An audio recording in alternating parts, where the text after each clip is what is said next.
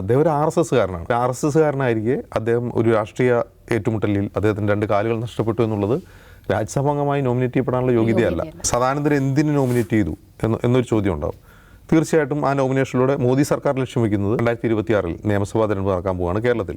അപ്പോൾ കേരളത്തിൽ BJPക്ക് ഏതെങ്കിലും അർത്ഥത്തിലുള്ള ഒരു രാഷ്ട്രീയ ആയുധം ഇട്ടുകൊടുക്കുക എന്നതിനപ്പുറം അതിന് വേറെ ലക്ഷ്യമുണ്ടെന്ന് തോന്നുന്നില്ല. കാരണം കണ്ണൂരിലെ ദീർഘകാലം നീണ്ടു നിന്ന ഇപ്പോൾ കുറച്ച് ശമിച്ച രാഷ്ട്രീയ ഏറ്റുമുട്ടലുകളിൽ CPM എന്ന് പറയുന്ന പാർട്ടി ഞങ്ങളെ ഏകപക്ഷീയമായി ആക്രമിക്കുകയായിരുന്നു. അങ്ങനെ ഒരു നറേറ്റീവാണ് നോർത്ത് ഇന്ത്യയിൽ RSSും BJPയും അവരുടെ മാധ്യമങ്ങളും പടർത്തിക്കൊണ്ടിരിക്കുന്നത്.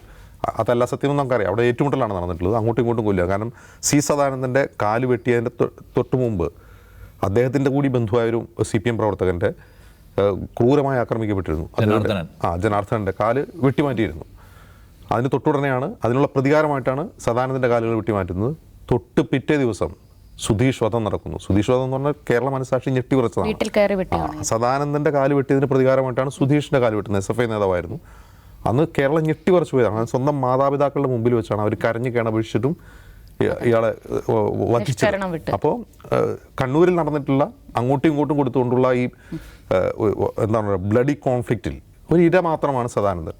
അതിനപ്പുറം അദ്ദേഹം കേരളത്തിനോ കണ്ണൂർ ജില്ലയ്ക്ക് ആകമാനമോ പോലും ഏതെങ്കിലും തരത്തിലുള്ള ഒരു സോഷ്യൽ സർവീസ് നടത്തിയതായിട്ട് നമുക്കറിയില്ല. മുഴുവൻ മനുഷ്യർക്കും സ്വീകാര്യരാവുന്ന ഏതെങ്കിലും സംഭാവന അദ്ദേഹം നടത്തിയതായിട്ട് അറിയില്ല. അതുകൊണ്ട് തന്നെ ഈ ഭരണഘടനാപരമായ ഒബ്ജക്റ്റീവ് സദാനന്ദൻ്റെ നോമിനേഷനിൽ പാലിക്കപ്പെട്ടില്ല എന്ന് നിസ്സംശയം പറയാം.